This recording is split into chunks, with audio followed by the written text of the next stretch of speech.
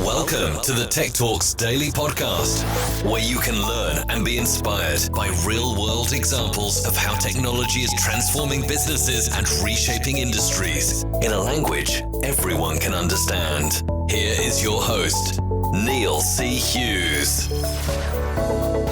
Welcome back to the Tech Talks Daily Podcast, where just like you, I'm trying to make sense of the world at the moment, but I am an eternal optimist. And I'm looking to the future and how technology will continue to transform our lives, our business, and indeed the world for the better. But I'll be straight with you here. When I first invited today's guest onto the podcast, it was initially to talk about how over 4.7 million US workers work remotely, accounting for nearly 4% of the workforce. And we all know what happened next. And it struck me as, in the space of just a few months of me sending over that invite, it seems like the entire world is now working from home and nobody saw it coming. So overall, employers are finding that remote workers are more productive and less stressed. And it does seem that people who work remotely want to continue working remotely. But as I say those words, I know there's going to be a few of you sat there that are parents listening to this saying, Neil, I can't wait to get back into that office, actually. And if you've just said that, I hear you on that one, believe me, I do. But before the current climate, 80% of workers said they'd turn down a job that didn't offer location flexibility. So again, I'm kind of curious, is that still the same? Has remote working lost its shine for you? So please email me, techblogwriter@outlook.com, tweet me at Neil C. Hughes, or connect with me on LinkedIn at Neil C. Hughes and give me the answer to that, because I would love to know if your mind has changed at all. But before you do that, I want to invite you on a virtual trip to the US, where Bonita Venkatesh, VP at Maya Systems, is going to talk with us about everything I've just mentioned, and also how businesses can ensure teams will attract remote talent and onboard them properly. And we might even explore how Maya's conversational AI platform is using natural language processing and machine learning techniques to automate outreach and communications with job candidates too, ultimately enabling recruiters to prioritise their time with candidates that are most likely to succeed.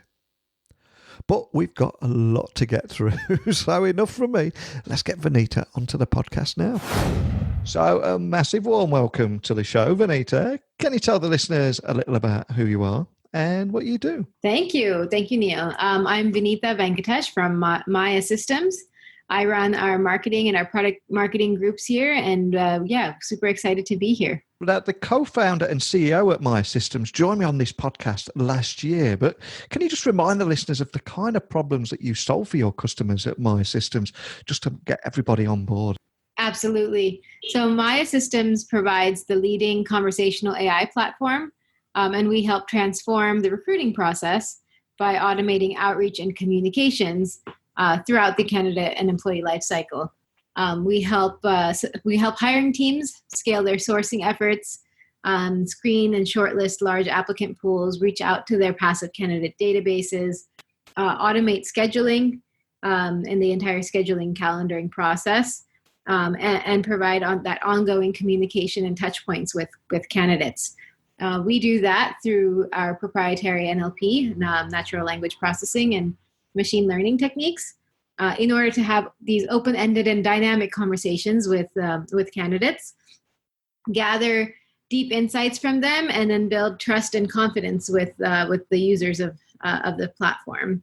And we take all of that data, structure it, and pull it back in so that it can be accessed by our customers, either within their database or within our platform, within their ATS or within our platform. So Maya is highly configurable. It can be embedded in the career site flow, the application flow, used for passive outreach, as I mentioned, and then can seamlessly be integrated back into the ATS or a CRM, and with our customers as calendar systems. Now, when I first invited you on this podcast, it was actually to talk about how over 4.7 million US workers work remotely, accounting for nearly 4% of the workforce. But man, things have changed somewhat since I first invited you on, and it seems that the entire world is now working from home. So do you think on the other side of this pandemic, people will want to continue working remotely? And deep down, do you think CEOs might possibly feeling a little bit nervous about that prospect too? To be honest, we don't know where we're going to end up, right? Yeah. So some people, I can speak from my perspective. I am craving adult companionship. So I would love to go back into an office. Others are finding themselves super productive at home, and I think it's just that the entire dynamic is different. So we don't really know where we'll end up. We do know that our future of work is fundamentally different. So with those who are more productive at home or those who are struggling, there will continue to be those same pros and cons to remote work as there were before. And it of course varies dramatically industry by industry. So I can speak for the tech industry, but there are other folks who are very much hands-on type roles, right? And so those roles are fundamentally changed today. And so I think the CEOs around the world will really have to determine what's best and safest for their workforces and for their companies and for their business. And that will vary a fair bit. What I can say is what we can be thankful for today anyway, is how technology has enabled us to continue our work remotely. So for so many jobs today, they're continuing at home. And for those, I think the balance will be shifted a little bit. And I don't think CEOs need to feel nervous. I think it's just going to be a little bit different. And the better you position yourself to adapt and take advantage of the pros and cons that come out of it and, adapt to those, I think we'll be okay.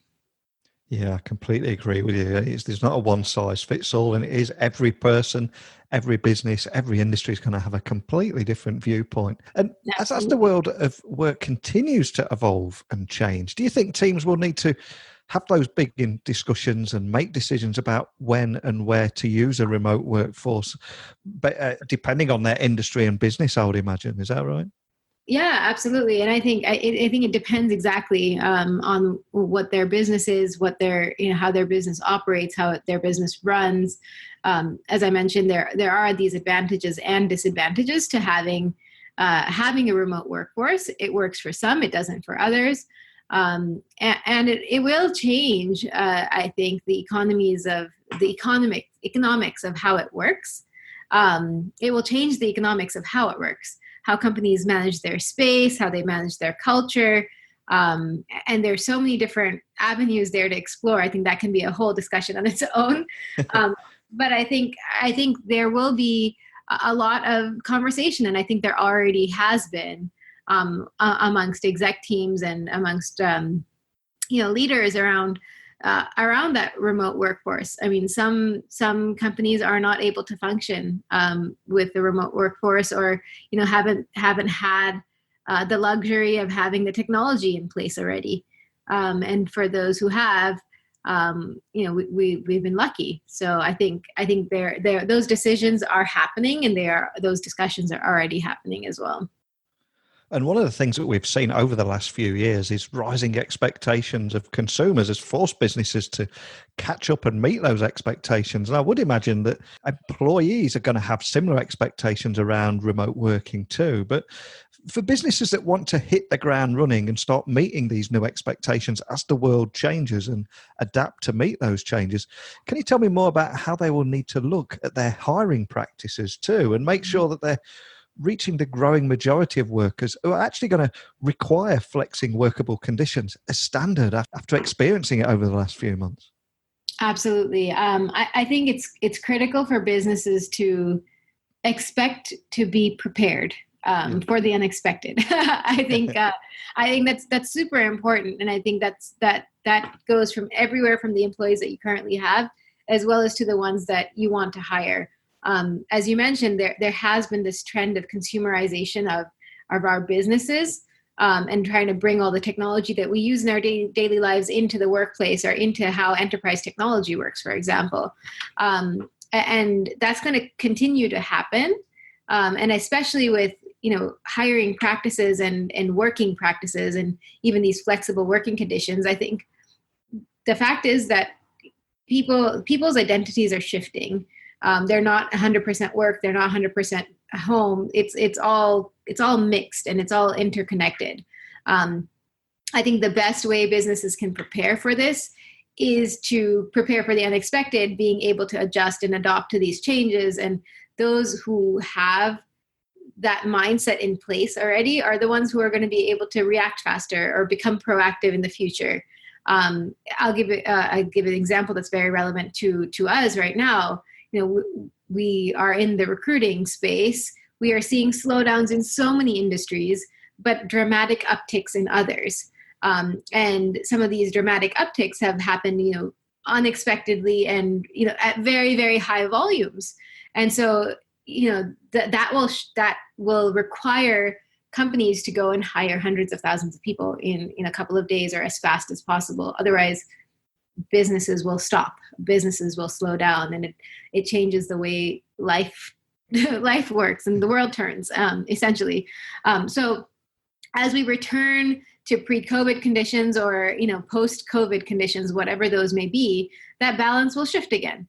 And so understanding what's needed to be prepared for that change that will inevitably happen, I think is super important. So, as things are shifting, as unemployment rises and then it falls, and then, the shift of jobs change from healthcare workers back to restaurant workers. I mean, it's all over the place right now. So I think it's just important to be prepared to adapt.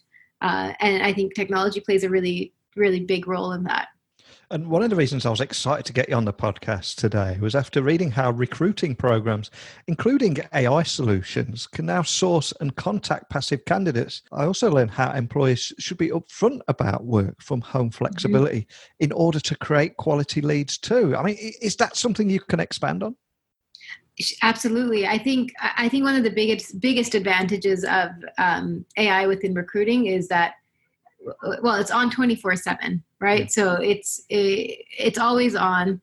And the other big advantage is that it can help provide consistency across that entire experience. So, asking the same questions of every candidate or asking the same qualification questions of every applicant. And it's also an avenue for candidates to ask their questions up front. Sometimes people will feel nervous to ask, in an interview, hey, is it okay if I need this flexibility? Well, guess what? Now you're talking to a bot in a way. And so it gives that provision for candidates to also ask their questions up front in the very beginning of that process and find the right position for them and for their needs. The other advantage is the structuring of that information. So pulling all of those insights and being able to capture that in its raw form and structure that into actionable insights provides companies that are hiring for these roles the data that they need to say, oh, wow, look at this. These are the people that we really want to go after. They really need this flexibility, but we don't offer it, or vice versa, or we do offer it, and that's why we're getting the hires and this other company isn't. And so I think there are so many advantages to that, and I think ultimately what we at Maya are trying to do is provide a platform for candidates to express themselves and say a little bit more about themselves. And everybody's more than a piece of paper. So how can we capture that conversation and that experience and bring that to life? In order to provide that, equitable work experience for all. So I think that's a big piece of it. As we continue to leverage technology such as artificial intelligence in this field, it does bring up different rules, different processes, and it can be confusing for businesses. So one question that really stands out for me is, if you've hired a remote worker in this way, is it still critical to set aside some initial time for onboarding? How does that work in your mind? Absolutely. And I think, this is my personal opinion too. So I think it's critical whether you're hired remotely or in person, you need some initial time for onboarding. So I think that onboarding experience is important, whether or not somebody's hired remotely or not. Ultimately, I think the overall candidate and employee experience weighs into how well candidates perform and how long they stay. And there's tons of research around this. I don't have the facts in front of me, but there's tons of research around that experience and how that ties into the overall retention within the company. And I think that's super important. The very first impression, and it matters. And having somebody come on board and having them, understand their expectations and be able to fulfill them matters. And the more you can kind of have that upfront, the fewer surprises you end up having later on. And just for everyone listening, where does Maya's conversational AI platform fit into this and everything we've talked about? And do you have any examples of how it uses things like natural language processing and machine learning techniques to actually automate outreach and communications with those job candidates that we're talking about here? Absolutely. So as I mentioned, we have some pretty deep use cases around, outreach to specific jobs or refreshing profiles of passive candidates. And I'll talk a little bit about that. And then also fielding high volumes of applications as they're coming in either via a career site or a job board. And then taking those through, the rest of the recruiting process, including scheduling. I think one of the biggest examples here is thinking about our outreach solution, where companies are using our solution to reach out to their passive candidate databases. They're sitting on gold mines of talent that have applied to jobs before or been interested in their companies before. And we're able to help companies reach back out to them to either find out, what they're up to. So, where they're at currently in their career, or, what are they up to right now? Are they looking for an opportunity? Do they currently have updated certifications? It can be a whole host of variety of things. And when we talk about profile refresh, but helping keep that gold mine of talent, that passive database, fresh and not letting it get stale. That's a huge asset for companies. And then the other piece of that is reaching out with specific jobs in mind. So some of our customers will, have a requisition that opens and immediately say, okay, great, now send this to Maya. And Maya will go out and reach out to folks within their passive database that are a good fit for that role. Find out who's interested, who's available, ask a couple quick questions, and immediately get the right people, the qualified and interested folks onto a calendar without for a recruiter, without them even lifting, a single finger. They've literally just hit, open requisition, send to Maya. So like a couple clicks of the button and they're getting their calendars filled, which means they're not spending time calling hundreds and hundreds and hundreds of candidates to figure out who they can reach, then who's interested, then who's available, who's qualified. But instead they're getting all of that at the click of a button on their calendar itself. Obviously a little bit more intense than that, but very simple. And then the next piece of it is fielding applications. So, as a candidate, there's been probably so many times that I've applied to a job and never heard back. It's the quintessential black hole issue. And that's from a candidate perspective. Every time they apply to a job, especially when there are, very high volumes of applications, they're likely not going to hear back because recruiters on the other side are inundated. And that's interesting because, those companies are oftentimes the ones that want to spend a lot more on candidate experience. And, very, very good example is the Virgin Media example that is used pretty often. And they looked at the candidate experience of not getting back to their candidates. And, it was a big cost to their business overall from an annual revenue perspective, because those ended up being actual consumers for the company as well. And so being able to provide that consistent experience, the touch point, the response back, and the ability to provide candidates with the forum to ask questions around their application, or ask questions and get qualified and get feedback for positions right away, is what we call recruitment process automation.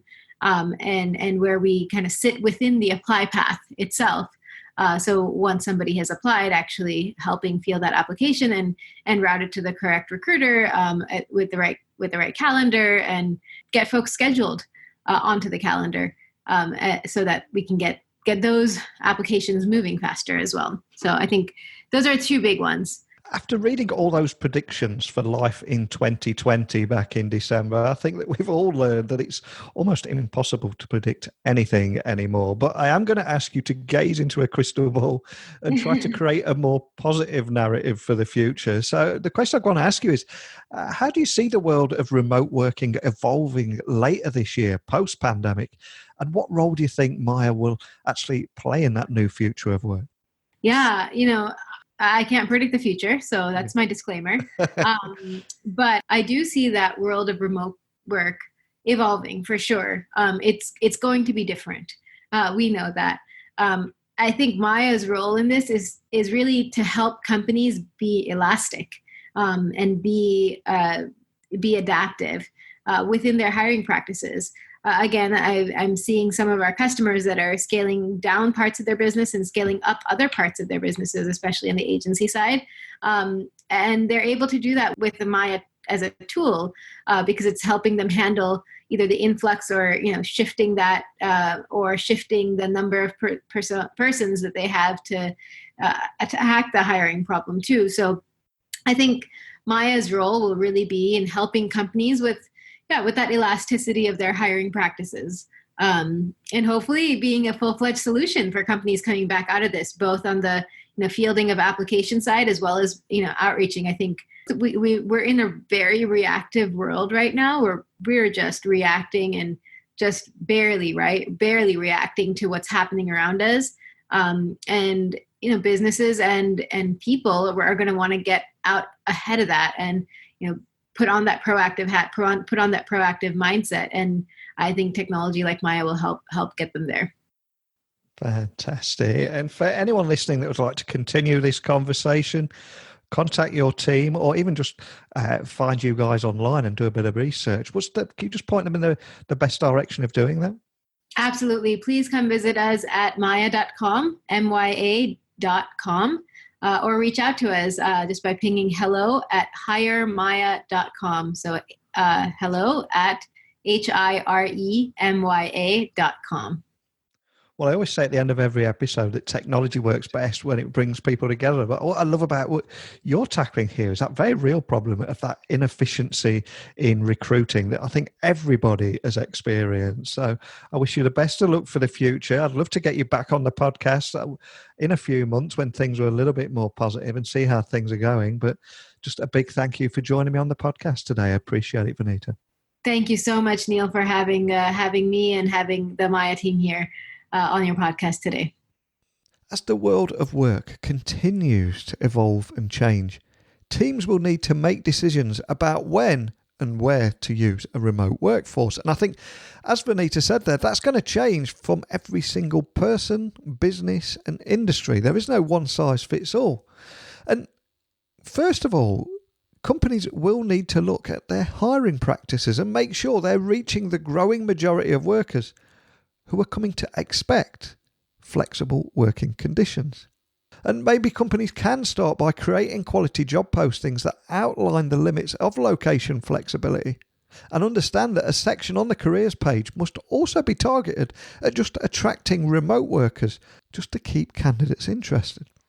And recruiting programs, including AI solutions that source and contact passive candidates, should be very upfront about the whole work from home flexibility in order to create quality leads. But after hiring a remote worker, it is critical to set aside some time for onboarding. But enough from me though. I want to hear your thoughts. And after months of wishing and saying it's not fair that I can't work from home, I suspect that many of you might be wondering what you've wished upon yourself.